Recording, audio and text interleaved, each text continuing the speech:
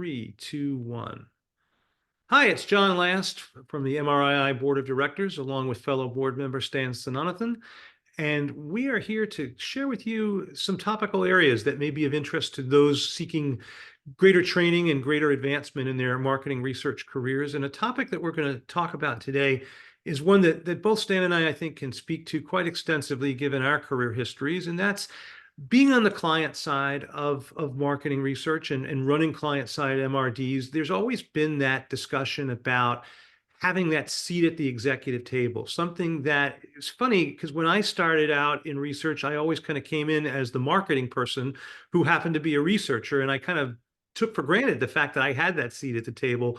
Stan, you go back, I know, to Unilever and Coca-Cola and some other really primary positions. Talk a little bit about how you got the seat at the table and how that whole process of being part of the strategic decision making is so critical in marketing research today. If you look at most businesses, especially the CPG businesses in which I've been actively engaged in, consumer is at the center of everything. If the consumer is at the center of everything, who is better positioned to provide insights on consumers than insight professionals?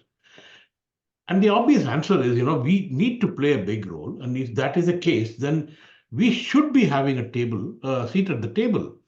But in most cases, we might not have a seat at the table. So we need to do a little bit of introspection to find out why is it that we don't have a seat at the table. If insights are used for risk mitigation, and if that's a role we play, then we will never have seat at the table. But if insights are going to be used for inspiring and provoking big transformational actions, then they will call you to the table and you will be a part of the table. So therefore, we have to ask ourselves a question: what is the role that we want to play? Risk mitigation or inspire and provoke? That's the first criteria, without which you're not going to get a seat at the table.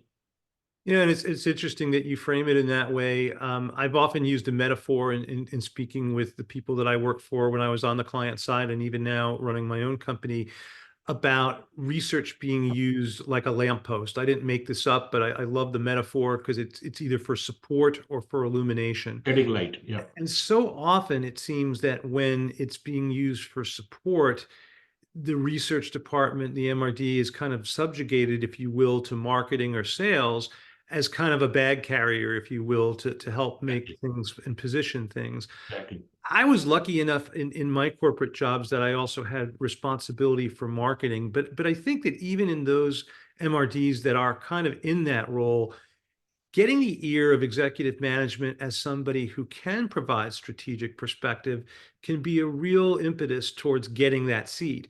Because, I've always, when people ask what motivated me to get into research, one of my answers is always, I've been in search of truth. I want to know, as much as I'm a marketing person, I want to know what the real story is. And that burning curiosity has always incited me to be part of a group that is inquisitive and helps inform those that are in, the more senior level positions, and say, hey, I can offer that. I think the other analogy that I often used, and this was one that got me into some trouble at times, I'd always say, and I did say this once to one of my CEOs, the difference between our group and hiring McKinsey or Bain or some of the other consultants that I could have gone to coming out of Wharton is really just $1 million in engagement. That was the directive that I gave to my team to act and behave like strategists and consultants. And when you believe in yourself in that way and you do good work, it's rewarded. I think you saw that as well, didn't you, Stan? Absolutely, absolutely. And I think the second area that we need to ask ourselves a fundamental question is, what do we want to be famous for?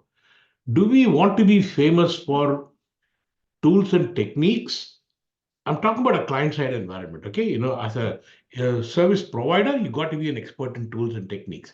But on the client side, do you want to be expert in tools and techniques, or do you want to, and which I would classify under the bucket called the what of insights? Do you want to be focusing on the what of insight, or do you want to be focused on the so what and the now what of the insights? The more you move the needle towards now what, the more people want you at the table, because you actually end up making them think differently. And the moment you do that, people say, you know what, if I call so-and-so person, she will actually make me think differently. And therefore, I want her at the table. And honestly, this might come as a bit of a rude thing to say, but the reality is, if you don't have a seat at the table, you will be on the menu. Yeah, it's a very frank way of looking at it. I Yeah, think another way that I often envisioned it was if you if you mitigated any concerns. I mean, people always seem to be very intimidated by the types of work that we do as researchers, and it's a powerful yeah. lever to hold because we knew numbers and there was all these technical techniques and social science elements that go into it. And I think once you could diffuse that fear and let people know that you were on their side, it became much easier. One of my first jobs out of graduate school was at a leading professional sports organization, and I remember, some advice that somebody once gave me was that you don't want to necessarily overwhelm them with all of these, esoteric academic terms. You just tell them you're a good guesser and that you're Yeah, there to kind of help them. And that's all it is. yeah, once you built that trust and that you Yeah. weren't going to try to sabotage things with the work that you were doing, it gave them an outlet to say, okay, I'm going to just go to this guy because he knows how to do these things and get these Hmm. answers for us. It was a very helpful technique. Very helpful technique. I'll just build on that. Yeah. I always used to tell my teams in both the companies that I worked for is that there is only one KPI which is important to measure whether you're having an impact on the business or not. And people used to look at me and say, just one KPI? I said, yeah, it's one KPI. How many oh shit moments you created for your internal client? Yeah, The moment you create that, then it turns, oh shit, I never thought of it that way. And the moment you make them think that way, then they'll say, I want this person close to me because this person will make me, shine. And then you get a seat at the table. It's automatically given to you. It can never be asked. But if you ask, nobody will give it to you. You have to earn it. And the way yeah. you earn it is by actually provoking them. And And then when showing it. that, I was always, for lack of a better term, I think I was always a good self-promoter or department promoter. I would always why put out, not? Why hey, not? put out these briefings and Yeah. here's some ideas or things that we've learned. And then you kind of condition people to realizing that you're someone you can go to for answers. Answers. Actually, yeah.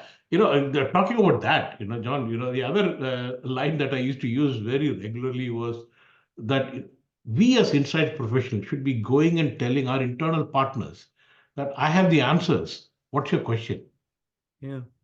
Yeah. Because the thing is, we know so much about consumers. We probably know answers to most questions that have been asked and most questions that should be asked.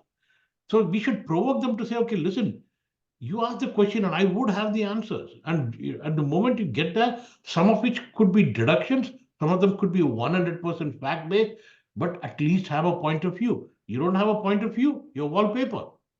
Yeah, no, it's hopefully this is helpful for those of you in MRDs. Obviously, our involvement in MRII is such that we hope that through the programs offered through the Institute and the University of Georgia, you're getting the tools you need to be confident and effective in delving into and getting those answers. And as Stan and I have both talked about, once you are confident enough to present that, you become an indisposable resource and you do have that seat at the table. Thanks for listening to today's podcast, and we'll see you next time. Thank you.